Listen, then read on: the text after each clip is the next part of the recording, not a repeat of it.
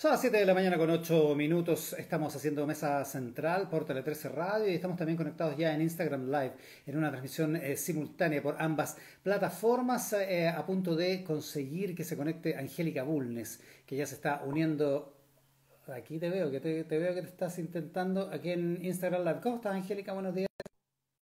Estamos, ¿no? Ya estamos listos. Sí, ya lo estamos logrando. Para empezar a revisar lo más importante, partiendo por, como hemos hecho últimamente, por los datos del coronavirus. ¿Cómo está ahí, te veo? Sí, va a ser un momento del día que no tengamos que partir por los datos del coronavirus, ¿no es cierto? Va Va a a ser un gran significar día. algo. Algo va a significar, tal cual, tal Bueno, cual. pero mientras tanto seguimos. El MinSal reportó ayer 2.650 nuevos casos de coronavirus, que es la cifra más baja de los últimos 44 días. En la región metropolitana la baja también se da, tuvo 1.316 contagios nuevos, que es el número más bajo de los últimos 50 días. Ahora, la gran pregunta que queda es cuánto de esto se explica por la caída de la aplicación del test PCR, que el martes llegaron a 10.385, que es la cifra menor desde mediados de mayo. Entonces la pregunta es, ¿por qué se están tomando menos test? ¿La gente está yendo a tomarse menos test por las lluvias, como se ha hablado, o porque está teniendo menos síntomas? El ministro de Salud, Enrique París, defendió que se hable de una leve mejoría, porque ha sido todo esto causa como de polémica y que se hable de una leve mejoría, porque no vaya a ser que se vaya a entender que la gente que se puede relajar. Como la otra Pero vez. él defendió eso, dice que hay una baja de 20% de nuevas infecciones por COVID-19, pero que esto implica que la gente tiene que seguir guardándose, porque si ahora nos descuidamos vamos a seguir en cuarentena para siempre. Así que si queremos que alguna vez nos liberen, este es el momento de cuidarse más que nunca. Si queremos, Bueno, claro, si queremos alguna vez salir del confinamiento. exactamente, antes de que Oye, ya dice, hayamos terminado de enloquecer, digamos. dice un señor Walter Ster en el Mercurio, en las cartas del Mercurio, dice, si la temperatura de un enfermo grave, que fue de 39 grados durante varios días, baja a 38 grados, ¿le puedo comunicar al enfermo para levantarle el ánimo y mostrarle que el tratamiento comienza a dar resultados? ¿O prefiero no decírselo para que no deje de tomar sus medicamentos? Esto es lo que discuten algunos ahora. La última frase me parece intrigante. No sé si critica la discusión o solo la está escribiendo. Claro. Pero Pero es un debate sobre cómo se tiene que comunicar en este momento las cifras, las bajas, las alzas. Hay toda una discusión al respecto, cuál es la mejor forma de hacer esta comunicación. Pero el punto es que un dato bien claro es que se mantienen las cuarentenas en las 63 comunas que están en confinamiento total. Esa es una señal bien clara. Y claro. además se anunció la implementación de un cordón sanitario entre Coronel y Lota en la región del Biobío a partir de mañana viernes en la noche.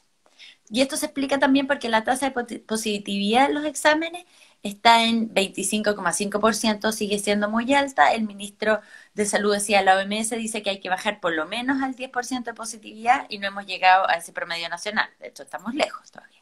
Sí.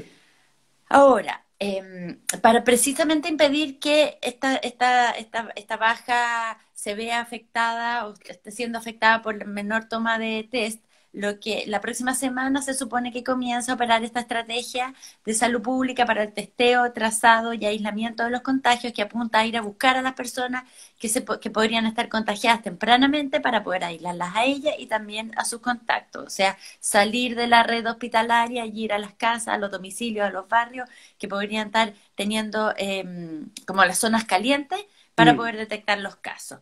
Y Con la bastante idea, más dice la información tercera, para cada consultorio, ¿no? exactamente.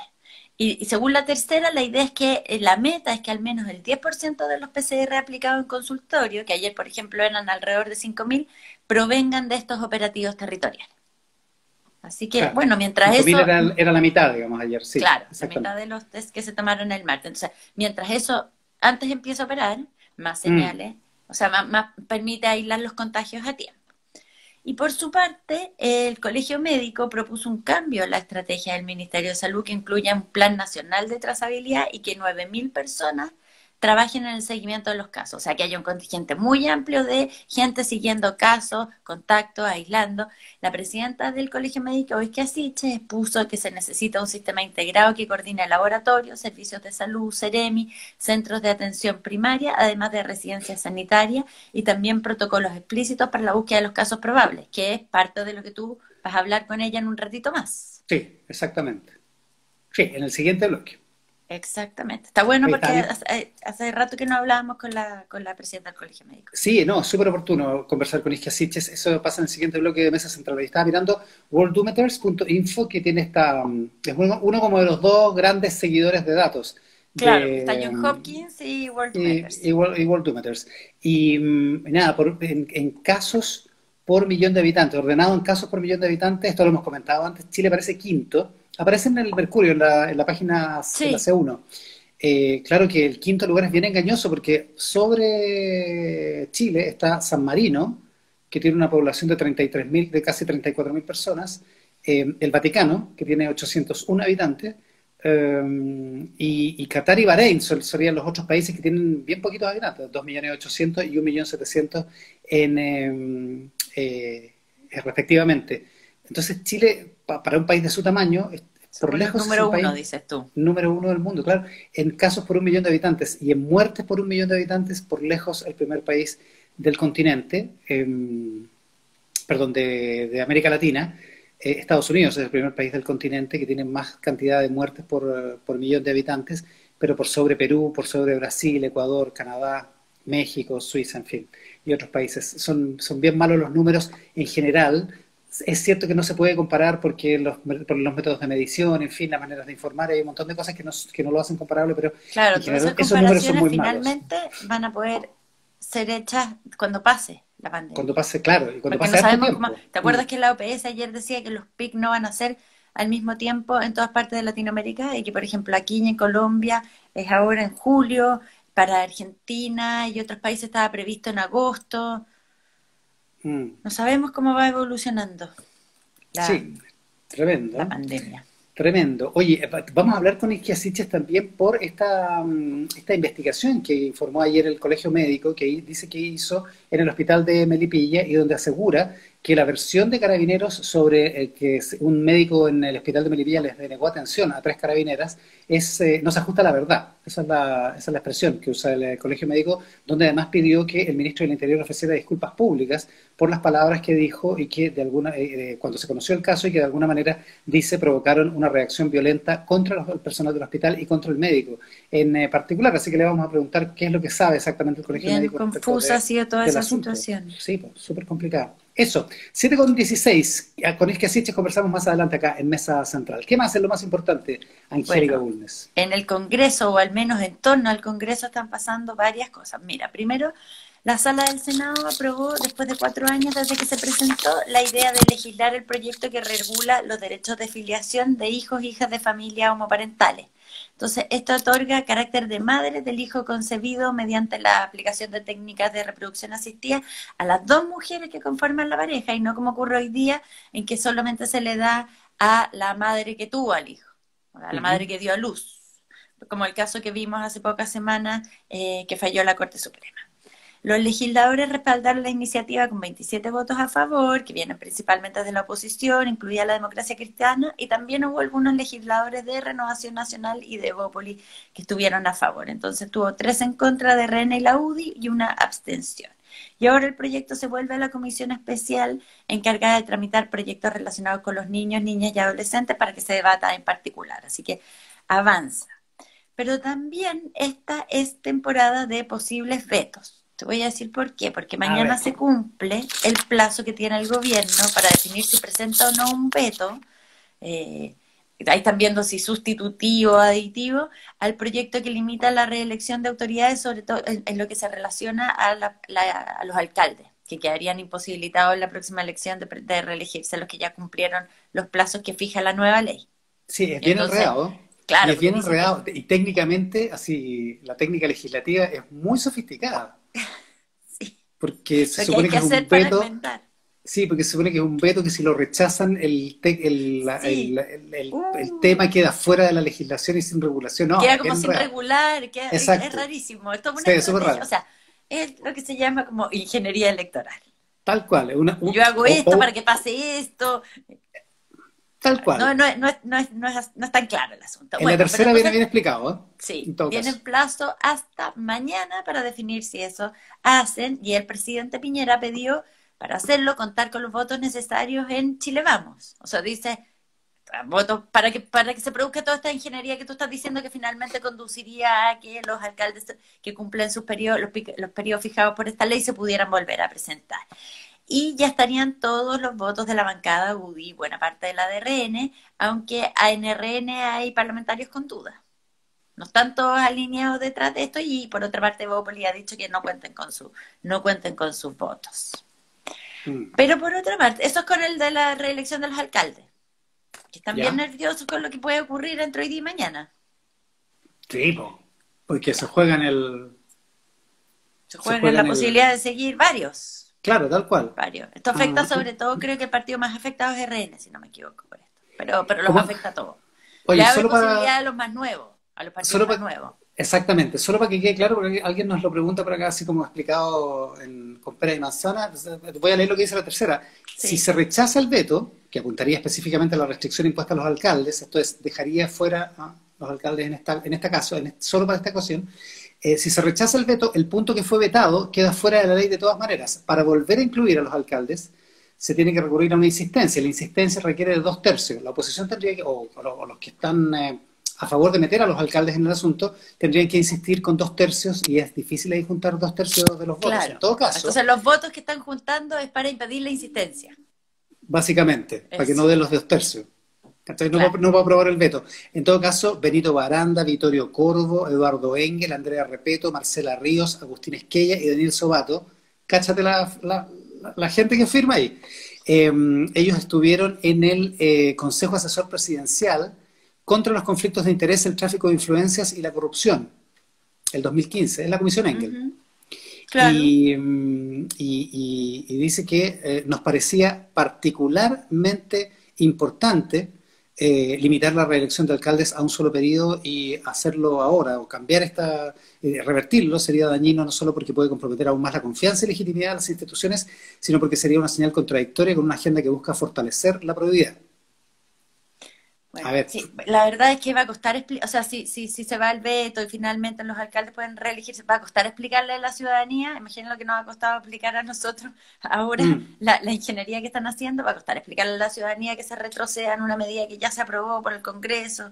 Sí, salvo por una cosa, yo entiendo el punto, entiendo el punto de Eduardo Engel y de todos los firmantes de esa carta, y me parece que está súper claro cuál es esa posición. Lo único que digo es que a propósito de la ciudadanía, que los alcaldes son los dirigentes que están más cerca de la gente. Entonces a la gente capaz que le haga sentido poder votar por algunos alcaldes que de otra manera no podrían ir a la reelección. Tengo la duda sobre eso. Sí. Pero claro, o sea, todas las opiniones son... No es fácil de explicar después de que ya está. Y cuando ya comunicaste que se terminara la reelección y todo. No, sí, está complicado, súper complicado. Pero está bien difícil. Bueno, sigamos con los vetos, porque según el Mercurio, el gobierno estaría definiendo que sí va a presentar el veto al proyecto que impide el corte de servicios básicos por no pago durante la pandemia. Recuerdo que llevamos varias semanas hablando de esto y que finalmente había un momento en que parece que iban a desistir de presentarlo porque no encontraban que tuviera suficiente argumento legal, argumento jurídico, pero parece que cambiaron de opinión. El plazo para eso vence el 11 de julio, pero lo que especula el Mercurio es que podrían hacerlo mañana o el lunes si es que se decide. Entonces, eso es otro veto. Y lo que hoy día va a ocurrir en la Cámara de Diputados es que se votan los resultados de la comisión mixta, como tú partiste comentando en la editorial tempranito, en torno a la extensión del permiso de postnatal mientras dure la pandemia. Y entonces ahí lo más probable es que ese proyecto ahí pase en la Cámara de Diputados, porque ya pasó una vez, y ahí tiene que pasar por el Senado, que es el que rechazó la admisibilidad, y ahí el gobierno está haciendo todo tipo de gestiones para que vuelva a ser rechazado, a cambio, o sea, en el fondo, y para eso están negociando con varios senadores, principalmente con varios de los que rechazaron el proyecto la primera vez, mejoras en el propio proyecto del gobierno que protege a los padres y madres durante la pandemia, este que ha llamado Crianza Segura, porque hay varios senadores que lo consideran insuficiente y que entonces, por ejemplo, el senador Quintana está con dudas de si vuelve a declararlo inadmisible, se vuelve a rechazar el informe de la comisión mixta, entonces, porque considera que el proyecto del gobierno no es suficiente. Así que ahí están las negociaciones a toda marcha. Pero el senador Sondón, que fue el voto díscolo en el oficialismo, está enfermo. Entonces, ahí están contando los votos uno a uno, pero en la Sí, práctica, Mario Desbordes lo dijo acá el martes, que lo más probable es que una mejora en el proyecto más grande, el proyecto del gobierno, pueda hacer como transable el tema del postnatal y seguir seguir adelante con la inadmisibilidad, digamos. eso Ese es es lo que está ese es el asunto. ahí en la balanza. Mm. Sí. Oye, quiero aclarar que yo solo hice el punto de que a lo mejor alguna gente considera que los alcaldes están cerca de la ciudadanía. No estoy defendiendo la reelección de los alcaldes, por si acaso. Solo Estamos en el tazo. segmento informativo, no en la Sí, parte de las opiniones. esto no es la parte de las opiniones. No, no, solo quiero decir eso, ¿no? Porque efectivamente alguien me dice, "Oye, alcaldes con 30 años en el cargo como mucho". Sí, pues es como mucho. Eso, Sí, es evidentemente mucho. es mucho, sí. Sí, solo dije que desde el punto de vista de entender al final la papeleta, cuando llegue la papeleta, a lo mejor para alguna gente le parece interesante seguir votando por un alcalde que le es popular. Solo eso, pero en la práctica el asunto está hecho y va a ser un enredo grande tratar de explicarlo. A veces las Eso. cosas tienen que tener su fin. 7:24. ¿Qué más es lo más importante, Angélica Bulnes? El ministro de Hacienda, Ignacio Briones, ayer calificó de monumental la caída del 15,3% del IMASEC de mayo y anticipó que junio va a ser peor. El ministro aseguró que el resultado es producto de las medidas de confinamiento que alcanzan a un 30% del país y la baja de mayo es la mayor desde que existen cifras mensuales, desde 1983, y con esto la economía acumula una caída del 5,6% este año. En el desglose del Banco Central, este informó que el IMASEC minero creció 1,2%, mientras que el no minero se desplomó 17%. Y siguiendo con las cifras, el Banco Central detalló que las actividades más afectadas fueron los servicios y el comercio, y en menor medida la industria manufacturera y la construcción. Y en servicios también destacaron las caídas en educación, transporte, servicios empresariales, restaurantes, hoteles. Estos son los sectores que precisamente más peso tienen dentro del PIB y son intensivos en mano de obra. Y el punto es que si ahora la minería es el sector que permite sostener en algo la economía, la paralización de actividades en ese rubro por la propagación que se ha dado del COVID-19 en alguna faena hace presagiar que junio puede ser todavía peor de lo esperado. Y por eso hoy día en el Mercurio, no sé si alcanzaste a ver, viene entrevistado el presidente ejecutivo de Codelco, Octavio Sí, Araneda, que dice que subir las restricciones a la actividad minera en este momento puede ser una catástrofe para el país, porque es la actividad que se está moviendo, y asegura que además paralizar las faenas no impide que la gente deje de contagiarse, porque según él la mayor cantidad de contagios se han producido precisamente en los días de descanso. O sea, que mm, son esos días en los que los trabajadores se han contagiado. Pero claro, no es bueno, que el virus supongo que ande en el campamento minero ni en la faena, digamos. exactamente. Pero dado todo este escenario, las expectativas de los economistas para junio fluctúan entre una caída entre el 14,5 y el 18%, podrían llegar incluso a 20%, dicen algunos. Y por eso es que el ministro Briones dice que aunque la caída fue menor al peor pronóstico, que era 18%, no hay que perder la perspectiva, dice 15,3% es una caída monumental. Eso. Oye, ¿viste el editorial del Mostrador de ayer que causó tanta controversia? Tanta polémica, Tanta tanta. polémica. Un editorial, no me acuerdo cómo es el título, pero es algo así como la salud y la democracia, o la salud de la democracia, algo así, y relaciona una supuesta duda en torno al estado de salud del presidente, donde básicamente el editorial lo que hace es mezclar varios factores. Dice, habría que pensar si decisiones que son contradictorias, un comportamiento errático, los tics y los movimientos espasmódicos del presidente, si todo eso no configura un cuadro de salud que de alguna manera ponga en riesgo la democracia en un país hiperpresidencialista y defiende plantear el tema como una cuestión de alto interés público. Ese De es Estado. básicamente Sí, el tono del editorial, ¿no? claro, es el tono editorial. También menciona al senador Juan Ignacio Latorre del Frente Mm, Amplio, que es psicólogo y hizo como una suerte de diagnosticó al presidente también. sí. Y después de todo esto empezó a circular en las redes como un supuesto informe médico del presidente que Ah, sí. fue desmentido rápidamente. Sí, de hecho aparece en el polígrafo hoy en el Mercurio que la clínica UC Christus Sí. desmiente, que dice que es falso un supuesto informe médico de Piñera correspondiente al 22 de junio. Dice que lo atendieron de urgencia en una clínica. Eh, y que me Claro, reservo el diagnóstico, dice que la persona que lo...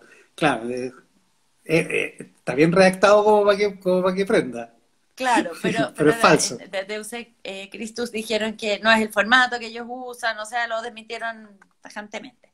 Y en la Pero todo presidencia esto, también, dice que es absolutamente falso. Así que no hay bueno, por tal. ejemplo, la ex ministra Marcela Cubillos criticó duramente la editorial del Mostrador y todo esto abrió una conversación en todo caso. Mm, sí. Claro, Jaime Agustín 14 dice Chile debe saber el estado de salud de Piñera. Sí, obvio que el estado de salud del presidente es un dato público, po. La pregunta es si es pertinente o es posible o hay datos justificados como para plantear la pregunta, ¿o no? Esa debería ser la discusión, ¿o no?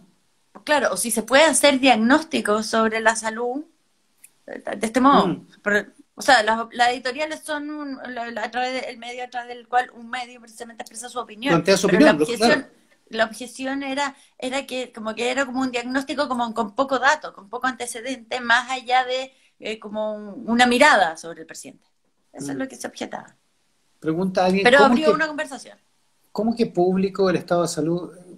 En el caso del presidente de la República, ¿es relevante saber si está enfermo o no? Digamos, si eso no, eso está fuera de Bueno, duda. La pregunta es si es pertinente preguntárselo hoy.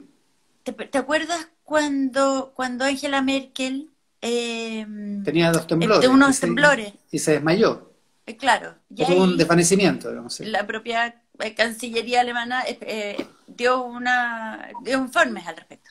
Ujú, sí. Bueno, es más o menos razonable, digamos. Sí, claro. Como se ha discutido en cada elección presidencial, digamos, si la ficha médica de los candidatos o si tienen algún tipo de cuestión relevante en términos de salud, tiene que ser público o no, tiene que ser informado o no, tienen que saberlo los votantes o no. Parece Mm, sensato, digamos, hacerlo. sí, Eso. Bueno, pero en fin, otro tema es si es pertinente plantear la pregunta con los datos que se saben ahora, digamos. exactamente, con los datos actuales, Sí. o con los datos Más que se allá, utilizaron. hay gente que está argumentando con la ley de protección de datos y la privacidad de los pacientes, y por supuesto que los datos de cualquier persona son privados. El problema es que el presidente de la República no es privado. Si el presidente se enfermara de COVID-19, ¿sería relevante saberlo o no? Evidente que sí. Pues, aparentemente sí, ¿no? Sí. Da la impresión de que sí. Pero bueno, 7:31, ya, nos queda para uno, en lo más importante. Hablemos un poquito del mundo en Rusia. Ya. Rusia, Putin dio otro gran paso para conservar el poder absoluto. Los rusos ayer apoyaron mayoritariamente la reforma constitucional que le permite a su presidente reelegirse por otros 2 mandatos, no uno, 2.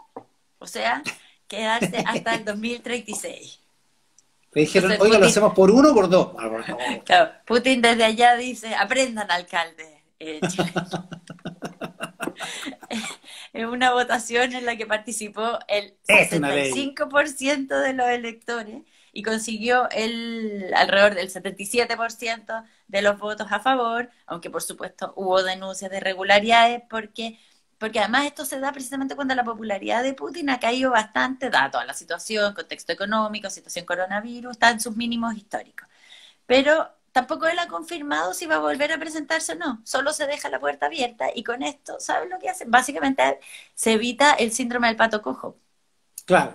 Empezar a perder poder porque te tienes que ir. Bueno, él no está para No, esas cosas. porque no se sabe si se va a ir o no. Exactamente. Putin lleva 3 periodos como presidente, uno como primer ministro entre medio y entonces lleva más de 20 años en el poder.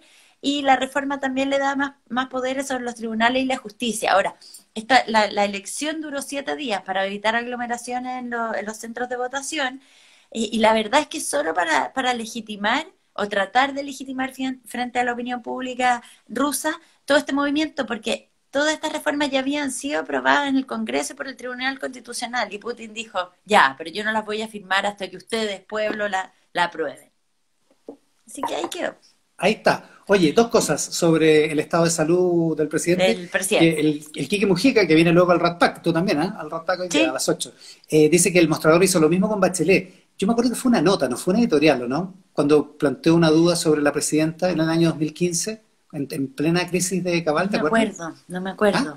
Si fue un reportaje o una Pero editorial. te acordáis Sí, del sí, me asunto, de la acuerdo de que controversia. hubo una conversación sobre esto. Fue muy enojoso y en la moneda estaban indignados en esa vez porque tampoco había un dato público respecto, o un dato que pudiera dar la sospecha. No estaban los temblores de Angela Merkel en público, digamos, por decirlo Claro, así. Y un destacado abogado y parlamentario me aclara que la salud de un funcionario público es un tema público, es dice. un tema público. Los datos relativos a enfermedades son sensibles, pero para ser funcionario público se requiere salud compatible con el cargo, para empezar, digamos. Así que eso. ¿Estamos listos? Estamos listos. A Así menos que que te, nos vemos, sí, nos vemos de que, a nuevo en menos el que no te rato. parezca, coneja. No, nos vemos de nuevo en el rato. Ya, Angélica aún le sigue luego en el Rat Pack. Despedimos la transmisión por Instagram Live, Angélica. Muy buenos días a todos los que nos acompañaron.